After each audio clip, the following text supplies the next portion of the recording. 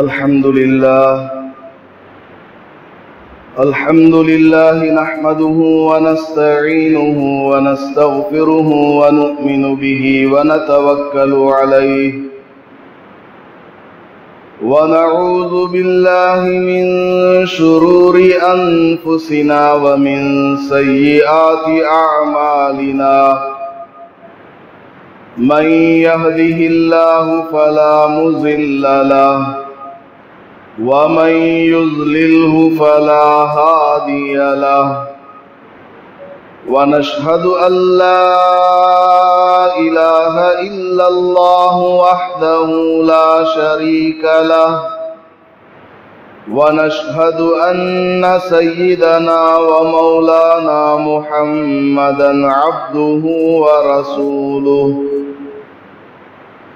सल्लल्लाहु अलैहि व अला आलिहि व अस्हाबिहि व बारक व सल्लम। अम्मा बअदु फ़अऊज़ु बिल्लाहि मिनश शैतानिर रजीम। बिस्मिल्लाहिर रहमानिर रहीम। वल्यस्तअफ़िफ़िल्लज़ीना ला यजिदूना निकाहन हत्ता युग़नियहुमुल्लाहु मिन फ़ज़्लिहि। बारकल्लाहु लना व लकुम फ़िल क़ुरआनिल मजीद वल फ़ुरक़ानिल हमीद। रब्बिश्रह ली सदरी व यस्सिर ली अमरी वहलुल उक़दतम मिन लिसानी यफ़क़हू क़ौली।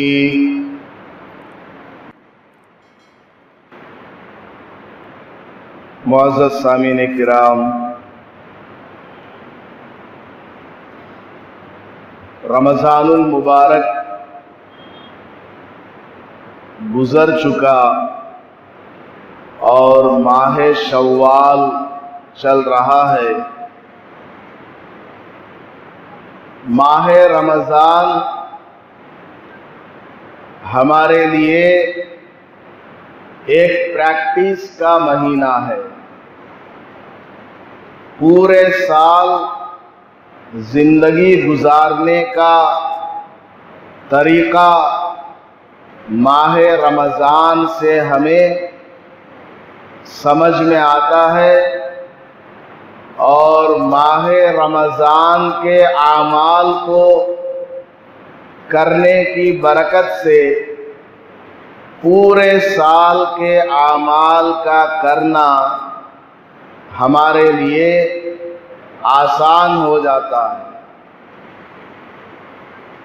जिस आदमी ने जिस कदर मेहनत माह रमज़ान में की होगी और उसका अमल अल्लाह के यहाँ जैसा मकबूल हुआ होगा, उसी एतबार से पूरे साल बंदे को आमाल की तौफीक मिलती रहती है।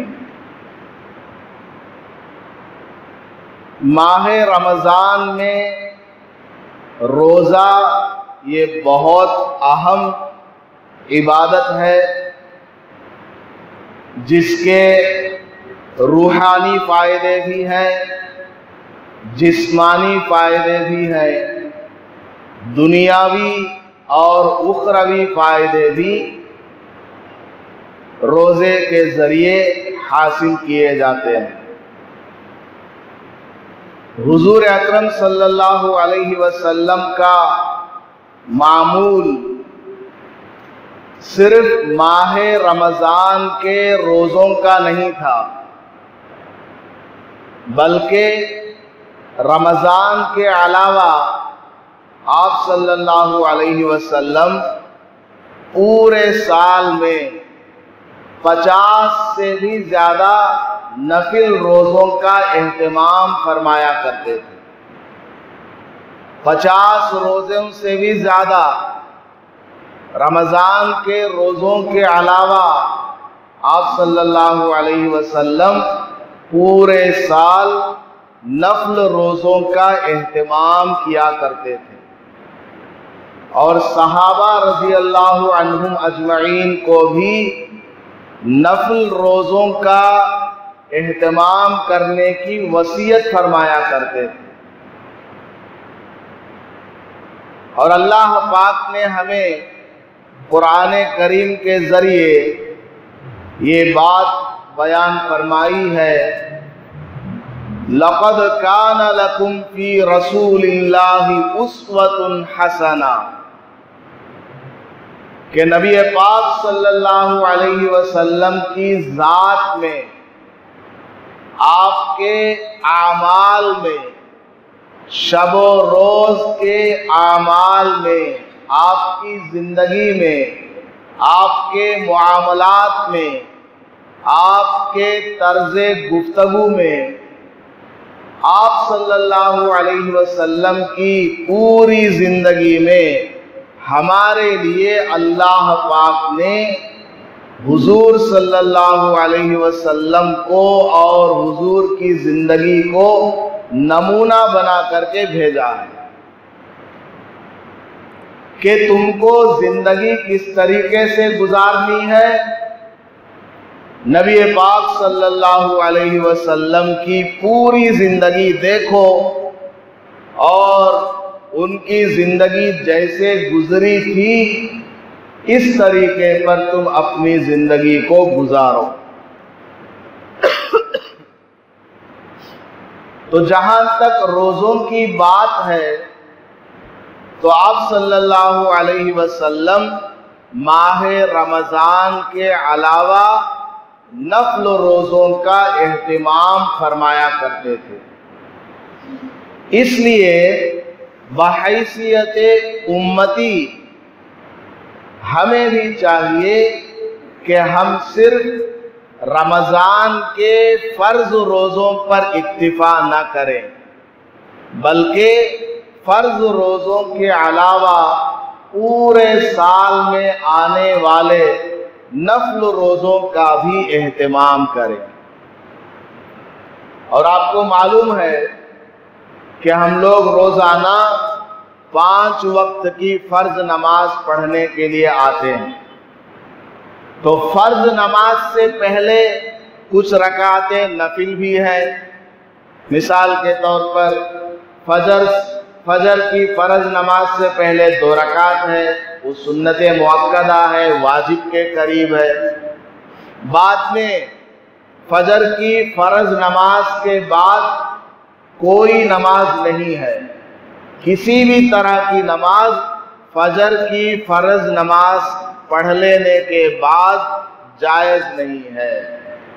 अगर किसी आदमी की सुन्नत नमाज छूटी हुई है तो भी उसको फजर की फ़र्ज नमाज पढ़ लेने के बाद मकरूह वक्त से पहले फजर की छूटी हुई 2 रकात सुन्नत पढ़ने की इजाज़त नहीं है, बल्कि मकरूह वक्त जब ख़त्म हो जाए उसके बाद में इशराक का वक्त आए तो नफिल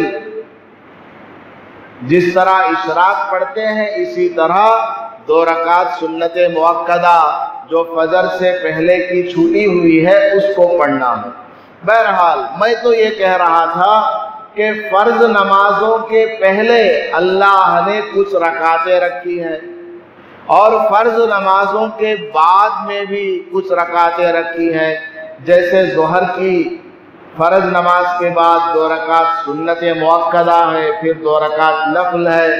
असर की फ़र्ज नमाज से पहले 4 रकात सुन्नत है और मगरिब की 3 रकात के बाद में 2 रकात सुन्नत मुअक्कदा है और 2 रकात नफल है और अवाबीन की 6 रकातें हैं और ईशा की फ़र्ज नमाज से पहले 4 रकात सुन्नत है गैर मुअक्कदा और ईशा की 4 रकात के बाद 2 रकात सुन्नत मुअक्कदा है और 2 रकात नफल है, फिर 3 रकात वाजिबुल वितर है, फिर मजीद 2 रकात नफिल है।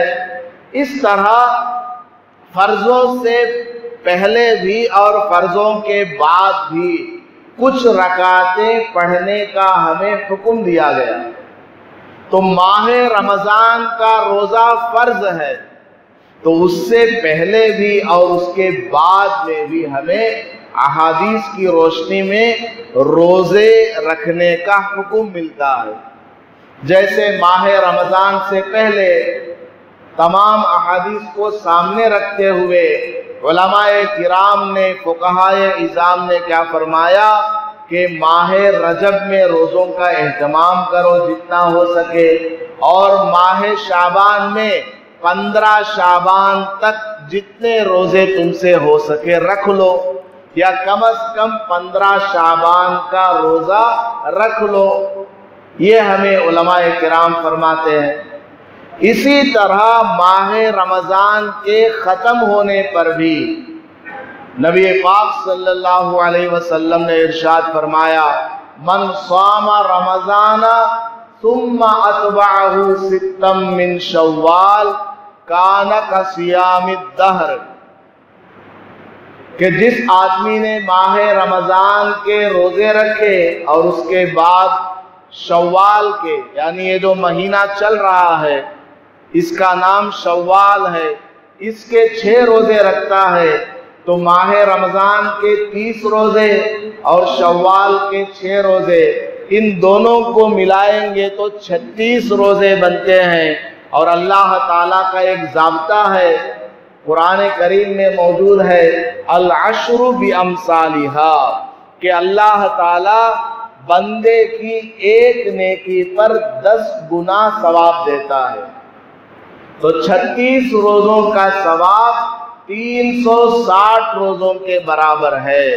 तो गोया पूरे साल रोजे रखने का सवाब है। तो हुजूर पाक सल्लल्लाहु अलैहि वसल्लम ने माह रमजान के बाद शव्वाल के 6 रोजों का हुक्म फरमाया कि इनको तुम रखा करो। अगरचे ये फर्ज नहीं है, वाजिब नहीं है, लेकिन नफिल जरूर है, रखना चाहिए, बड़ा सवाब इसमें मिलता है। इसके अलावा सहाबा को आप सल्लल्लाहु अलैहि वसल्लम ने वसीयत फरमाई। वसीयत कहते हैं खास नसीहत को। हुजूर पाक सल्लल्लाहु अलैहि वसल्लम ने यह फरमाया कि तुम कभी भी महीने के 3 रोजे ना छोड़ा करो। हर महीने में 3 रोजे रखने की पाबंदी कर लो, पूरे साल हर महीने में 3 रोजे। ला अलत तायीन, यानी कोई तायीन नहीं है, जब चाहे रख लो। महीने के शुरू के 10 दिनों में 1 रोजा रख लिया, बीच के 10 दिनों में 1 रोजा रख लिया, आखिर के 10 दिनों में 1 रोजा रख लिया, या महीने के शुरू में तीनों के तीनों रोजे रख लिए, या महीने के दरमियान में रख लिए, या महीने के आखिर में रख लिए। जैसा तुम्हारा दिल चाहे हर महीने में 3 रोजे रखा करो। और बाज़ अहादीस में हमें ये बात मिलती है कि नबी पाक सल्लल्लाहु अलैहि वसल्लम को महीने की 13 तारीख, 14 तारीख और 15 तारीख को रोजा रखना पसंद था। आप हर महीना इन 3 दिनों में रोजा रखा करते थे। चांद की 13 तारीख को, 14 तारीख को और 15 तारीख को। इसलिए उलमाए किराम दोनों तरह की अहादीस को मिला करके ये फरमाते हैं कि हुजूर पाक सल्लल्लाहु अलैहि वसल्लम ने एक तरफ ये हुक्म फरमाया कि हर महीने में 3 रोजे रख लो, और एक तरफ हुजूर पाक सल्लल्लाहु अलैहि वसल्लम का अमल और आपका हुक्म ये भी है कि चांद की 13, 14, 15 तारीख में रोजा रख लो। तो उलमाए किराम ने दोनों तरह की अहादीस को सामने रखते हुए फरमाया कि तुम लोग चांद की 13, 14, 15 तारीख को रोजा रख लो। इसमें दोनों बातों पर अमल हो जाएगा। हर महीने के 3 रोजे भी हो गए और हुजूर पाक सल्लल्लाहु अलैहि वसल्लम के अमल के साथ हमारा अमल मुशाबे हो गया, उनके मुताबिक हो गया। क्या सवाब है?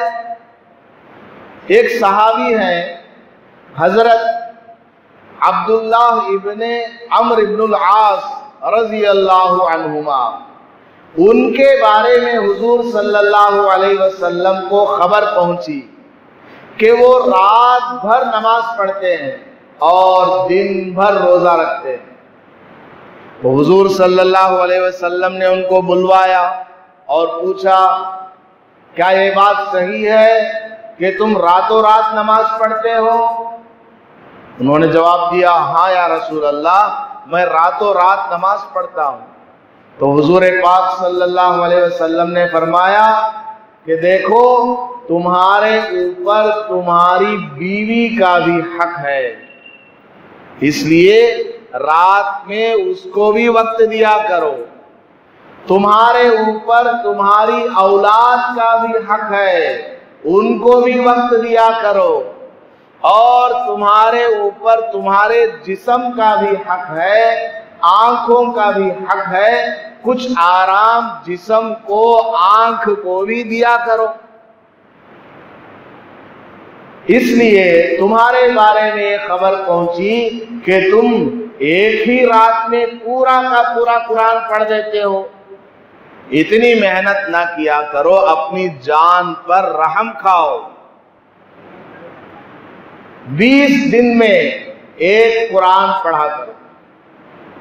रातों में जो तुम कुरान पढ़ते हो नमाज में, उसको डिवाइड कर लो, तकसीम कर लो कि 20 दिनों में एक कुरान मुकम्मल हो जाए। वो सहाबी ने अर्ज किया, या रसूल अल्लाह, मैं तो इससे ज्यादा की ताकत रखता हूँ। तो हुजूर पाक सल्लल्लाहु अलैहि वसल्लम ने इरशाद फरमाया, चलो 10 दिनों में एक कुरान कंप्लीट किया करो, यानी रोजाना रात में 3 पारे पढ़ लिया करो। हालांकि 3 पारे भी बहुत है। वो सहाबी कहने लगे, या रसूल अल्लाह, मुझे तो इससे भी ज्यादा कुदरत हासिल है, मैं इससे ज्यादा कुरान पढ़ सकता हूँ। तो आप सल्लल्लाहु अलैहि वसल्लम ने फरमाया, फिर तो बस हफ्ते में एक कुरान कंप्लीट किया करो। जुमा से लेकर जुमा तक या जुमेरात से लेकर जुमेरात तक एक कुरान रात में नमाज में पढ़ा करो, बस इससे ज्यादा ना किया करो। क्योंकि हुजूर पाक सल्लल्लाहु अलैहि वसल्लम उम्मत पर आसानी पैदा करने के लिए तशरीफ लाए हैं और शफकत वाले हैं। तो बरबिनाए शफकत उन सहाबी को हुजूर ने हुक्म फरमाया कि तुम हफ्ते में एक कुरान कंप्लीट किया करो।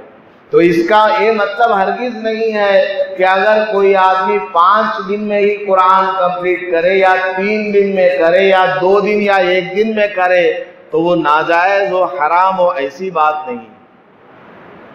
बेहतर यह है कि आदमी ऐसा काम करे जिससे आदमी को उकताहट ना हो, थकान ना हो और हमेशा कर सकता हो।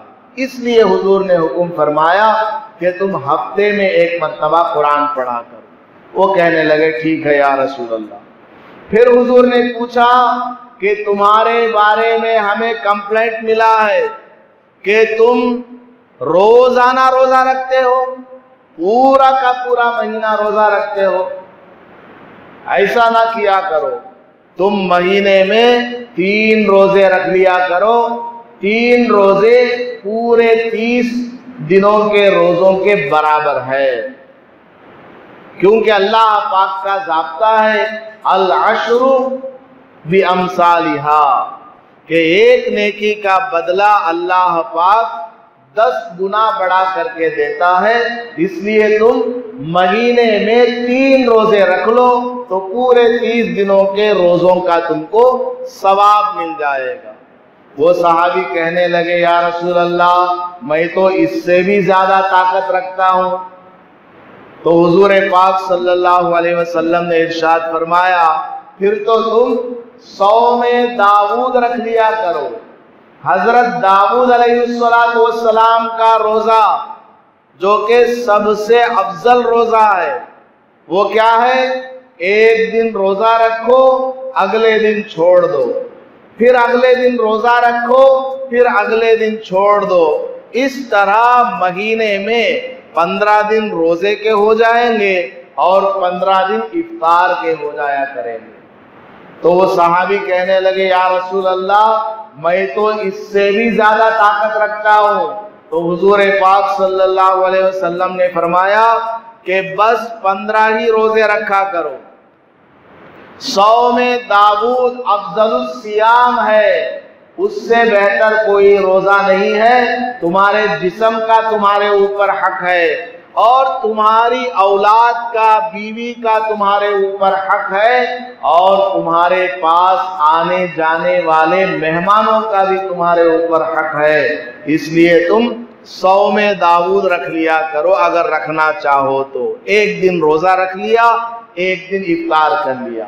तो इस हदीस में भी हुजूर ने क्या फरमाया कि महीने के 3 रोजे रखने पर पूरा महीना रोजा रखने के बराबर सवाब मिल जाता है। इसी तरह एक रिवायत में आता है कि हुजूर पाक सल्लल्लाहु अलैहि वसल्लम हर पीर को और जुमेरात को रोजा रखते थे। पीर का दिन और जुमेरात का दिन रोजा रखते थे। हजरत अबू कतादा रज़ी अल्लाह ताला अन्हु से मरवी है, एक आदमी ने आकर पूछा, या रसूल अल्लाह, आप पीर के दिन रोजा रखते हैं, इसकी क्या वजह है? तो हुजूर सल्लल्लाहु अलैहि वसल्लम ने इरशाद फरमाया, फीही बुलित्तु, कि ये जो पीर का दिन है, इसी दिन मेरी पैदाइश हुई है। इसी दिन अल्लाह ने मुझे दुनियावी जिंदगी नसीब फरमाई है। हुजूर सल्लल्लाहु अलैहि वसल्लम कौन से दिन पैदा हुए? पीर के दिन पैदा हुए। तो हुजूर ने फरमाया कि पीर के दिन मैं पैदा हुआ हूँ। वफीही उन्जिला अलैया, और पीर ही के दिन अल्लाह पाक ने मुझ पर वही नाजिल फरमाई है। कुरान करीम का नुज़ूल जब मुझे नबी बनाए जाने के बाद कुरान का नुज़ूल शुरू हुआ, वो दिन कौन सा दिन था? पीर का दिन था। 40 साल की उम्र में हुजूर सल्लल्लाहु अलैहि वसल्लम को अल्लाह ने नबी बनाया। तो जिस दिन कुरान नाजिल होना शुरू हुआ, सूरह अलक नाजिल हुआ, तो वो पीर का दिन था। इन 2 बातों की वजह से मैं पीर के दिन रोजा रखता हूं। दोनों बहुत बड़ी नेमतें हैं। दुनिया में किसी को अल्लाह ताला इंसान बना करके पैदा करे, बहुत बड़ी नेमत है। दुनिया में इंसान के अलावा सारी की सारी मखलूक कयामत के दिन खत्म हो जाने वाली है। इंसान भी खत्म हो जाएगा, लेकिन दोबारा उसको जिंदगी दी जाएगी और जन्नत में उसको भेज दिया जाएगा, या गुनहगार हो तो जहन्नम में डाल दिया जाएगा। मुसलमान था तो सजा पाकर बिलाखिर जन्नत में वापस चला जाएगा। तो इंसान अशरफुल मखलूकात है। इंसान तमाम मखलूकात में फजीलत रखने वाला है और अकल और दानिश रखने वाला है। सारी दुनिया पर हुकूमत चलाने वाला इंसान है। तो बहुत बड़ी नेमत है कि अल्लाह ताला किसी को इंसान बना करके दुनिया में भेज दे। इस नेमत के शुक्राने में मैं पीर के दिन रोजा रखता हूँ कि अल्लाह ने मुझे ये नेमत पीर के दिन अता फरमाई है। अब यहाँ रुक करके हमें एक और बात समझना है। वो क्या? हम लोग क्या करते हैं, हमारे मुआशरे में गैरों का कल्चर आया हुआ है, गैरों का तरीका आया हुआ है। बच्चा पैदा हुआ तो उसमें जब उसका बर्थडे वाला दिन आता है अगले साल, तो क्या करते हैं, केक लेकर के आते हैं, केक काटा जाता है। जितने साल का वो बच्चा होगा उतने कैंडल उसमें जलाए जाते हैं, फिर उस पर फूंक मारा जाता है और ये बताया जाता है कि इतने साल तुम्हारे कंप्लीट हो गए, और चॉकलेट मिठाई वगैरह तकसीम की जाती है, और भी बहुत सारे उसमें गंदे संदे काम होते हैं। हमें शरीयत ने क्या सिखाया है, हुजूर पाक सल्लल्लाहु अलैहि वसल्लम ने क्या हमको सबक दिया है कि पैदाइश वाले दिन अगर तुमको कुछ करना ही है तो रोजा रखो, अल्लाह के शुक्राने में रोजा रखो कि अल्लाह पाक ने तुमको इस दिन दुनियावी जिंदगी अता फरमाई है जो कि बहुत ही कीमती जिंदगी है, और इसमें तुम अच्छे अमाल कर लोगे तो आखिरत की लामहदूद जिंदगी में तुमको आराम से रहना जन्नत में मुयस्सर हो जाएगा। अल्लाह के शुक्राने में तुमको पैदाइश वाले दिन अगर कुछ करना ही है तो क्या करो, मेरी पैरवी करो, मैं इस दिन रोजा रखता हूं, तुम भी रोजा रखा करो। तो जितने लोग हैप्पी बर्थडे वगैरह मनाते हैं, इनको आप समझाएं कि ये गैर इस्लामी तरीका है। इस्लामी तरीका तो रोजा रखने का है, करेंगे इंशाअल्लाह। तो हुजूर पाक सल्लल्लाहु अलैहि वसल्लम ने इरशाद फरमाया कि मैं पीर के दिन इसलिए रोजा रखता हूँ कि उसी दिन मैं पैदा हुआ हूँ और उसी दिन अल्लाह पाक ने मुझे कुरान करीम जैसी दौलत से माला माल फरमाया है, यानी मुझे नबी बनाया, मेरे ऊपर वही का सिलसिला शुरू हुआ। एक और रिवायत में है कि हुजूर पाक सल्लल्लाहु अलैहि वसल्लम ने इरशाद फरमाया, तो रजुल आमालु फी यौमिल खमीसी व यौमिल इस्नैन फा अहब्बु अन युरज़ा अमली व अना साइम, के हर हफ्ते में 2 दिन बंदे का अमल अल्लाह के सामने फरिश्ते ले जा करके पेश करते हैं। वैसे तो मेरा आपका सारी दुनिया वालों का अमल एक एक सेकंड, एक एक लम्हा अल्लाह की नजरों में, कौन कब क्या कर रहा है, दिन में क्या कर रहा है, रात में क्या कर रहा है, तन्हाई में क्या कर रहा है, मजमाए आम में क्या कर रहा है, जाहिर में क्या कर रहा है, बातिन में दिल में वो क्या प्लान बना रहा है, सब अल्लाह को पता है। लेकिन फरिश्तों की ड्यूटी लगी हुई है कि वो हफ्ते में 2 मर्तबा हफ्ते भर के किए हुए आमाल को अल्लाह के सामने पेश करें। वो 2 दिन कौन से, एक पीर का दिन है और एक जुमेरात का दिन है। तो हुजूर पाक सल्लल्लाहु अलैहि वसल्लम इरशाद फरमाते हैं, जिसका खुलासा और मफहूम यह है कि मेरा अमल अल्लाह के सामने पीर के दिन पेश होता है, मेरा अमल अल्लाह के सामने जुमेरात के दिन पेश होता है, तो मेरा दिल चाहता है कि मैं इन दिनों में रोजे से रहूं। राज की बात क्या है, राज की बात यह है कि जब मेरा अमल अल्लाह के सामने इस दिन पेश होगा और उसमें कोई कमी नजर आएगी अल्लाह को, और अल्लाह ताला नाराज हो और सजा देना चाहे और मुझे देखे, तो मैं तो रोजे से रहूंगा, अल्लाह को रहम आ जाएगा, चलो ये तो रोजा रखा है, चलो छोड़ो कोई बात नहीं, डिलीट करो इसको, माफ कर दो इसको। समझ में आ गई बात। जिस तरह रमजान में कोई बच्चा शोर करता है रोजे से है तो क्या बोलते हैं, रोजे से है कर को छोड़ता हूं, बोलते हैं कि नहीं बोलते हैं?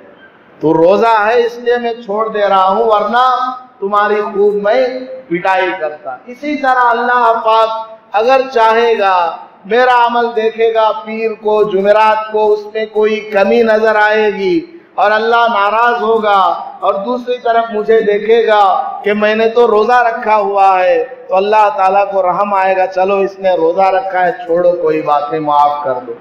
तो देखिए हुजूर पाक सल्लल्लाहु अलैहि वसल्लम तो बख्शे बख्शाए हुए पैगंबर है, एक भी गुनाह वो नहीं करते, फिर भी इसके बावजूद पीर और जुमेरात का रोजा इस नियत से रखते हैं कि अल्लाह पाक के यहाँ जब मेरा अमल पेश हो तो अल्लाह ताला मुझ पर रहम फरमाए और मेरे साथ नरमी का मामला करे। तो खैर, हमें रमजान के अलावा नफिल रोजों का हुक्म इन दिनों में भी मिलता है कि हफ्ते में पीर और जुमेरात का भी रोजा रख लिया करें। तो कितने रोजे मैंने बताए रमजान के अलावा? एक तो शव्वाल के 6 रोजे, उसके अलावा महीने के 3 रोजे, चांद की 13 तारीख को, 14 तारीख को और 15 तारीख को, और उसके अलावा हफ्ते के 2 रोजे पीर और जुमेरात को। ये हो गए।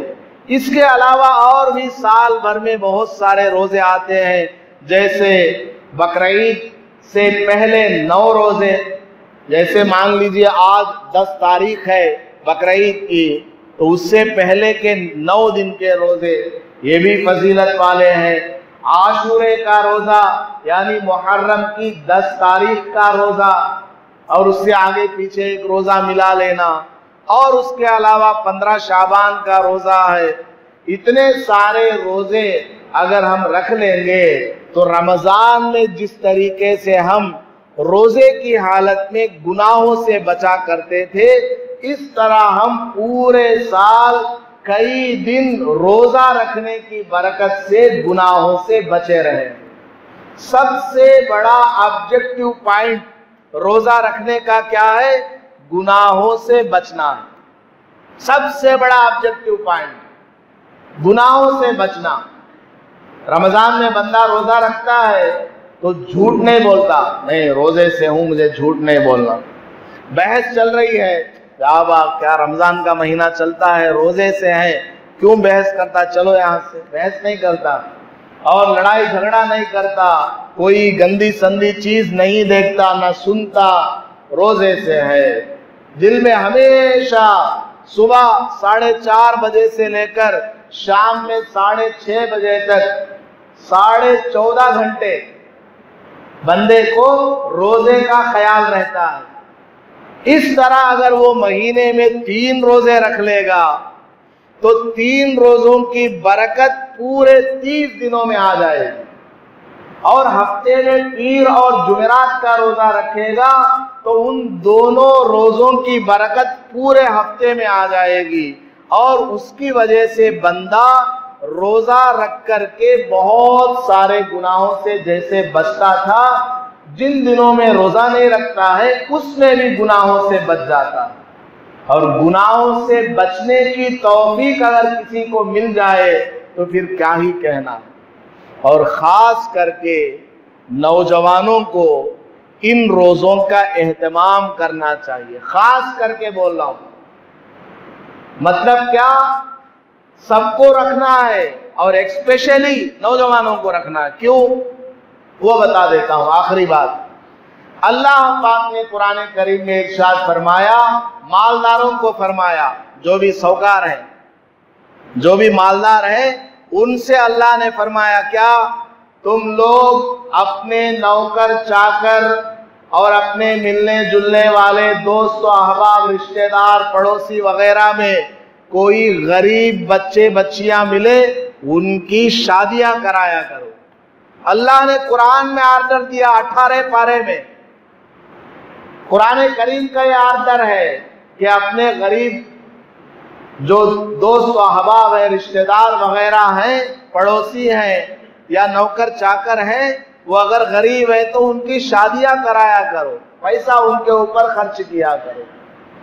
और जो गरीब लोग हैं और उनको कोई मदद नहीं कर रहा है, शादी करने की ताकत उनमें नहीं है, शादी करने में थोड़ा बहुत तो पैसा जरूरत का है कि नहीं है, शादी करना चाहे, ये तो हम लोगों ने बनाया हुआ है कि शादी होना हो तो पहले ब्रोकर को बात करना, उसे बीच में लंचम देते रहना, उन्हें चुपके तो भी डुप्लीकेट फोटो दिखाता रहता, लड़की की शादी हो चुकी होती है फिर भी फोटो दिखाता रहता कि ये लड़की है, इतनी पढ़ी लिखी है, जोड़ा भी मिलेगा, घोड़ा भी मिलेगा, सब मिलेगा।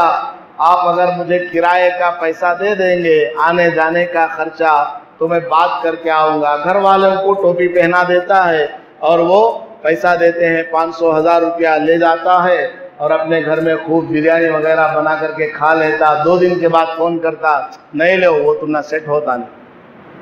वो बच्चिया को क्या की बोल लिया था, मैं जाको देखने के बाद मालूम हुआ दांत जरा लंबे ही। इस तरह कुछ ना कुछ पाठ पढ़ा करके आदमियों को टोपी पहनाता रहता है। तो ये काम। उसके बाद मंगनी, शरीयत के अंदर मंगनी कोई चीज है ही नहीं। इस्लाम ने मंगनी को कहीं बयान ही नहीं किया है। मंगनी का वर्ड, मंगनी का लेटर पूरी अरबिक डिक्शनरी के अंदर है ही नहीं। ना कुरान में है, ना हदीस में है, ना अरबिक डिक्शनरी के अंदर है। हालांकि सबसे बड़ा लैंग्वेज अरबी लैंग्वेज है। करोड़ों अल्फाज अरबिक के हैं। अरबी अल्फाबेट्स के कोई भी 3 हरफ आप ले लीजिए तो उससे एक मानादार वर्ड बन जाए। इतना कमाल का ये लैंग्वेज है, उसमें मंगनी के लिए कोई लफ्ज है ही नहीं। पता क्या चला, ये हमारा बनाया हुआ। मंगनी में लोग इतना खर्च करते हैं जितना शादी में भी नहीं करते, या शादी में इतना करते हैं। समझ में आ गई बात? तो ये तो हम लोगों ने बनाया हुआ है खर्चा ज्यादा। शादी महल के लिए 1 लाख रुपया, शुक्राना भी अगर उसमें है तो फिर 1.5 लाख रुपया हो जाएगा, और फूलों के सजावट के लिए उसमें 15-20 हजार रुपया, और पता नहीं क्या क्या उसके अंदर डेकोरेशन वगैरह फालतू के खर्च हैं। जो वाजिबी और जरूरी इखराजात है, महर अदा करना, महर अदा करना, और बीवी को रहने के लिए कोई जगह देना, चाहे वो खास मकान हो या किराए का मकान हो, और रोजाना उसको 2 टाइम खाने के लिए देना। इतना अगर किसी आदमी के पास है वो निकाह कर सकता है। समझ में आ गई बात? अगर किसी आदमी के पास इतना भी नहीं है तो उसके लिए अल्लाह ने क्या फरमाया, वलयस्तअफिफिल्लज़ीना ला यजिदूना निकाहन हत्ता युगनियहुमुल्लाहु मिन फज़ली।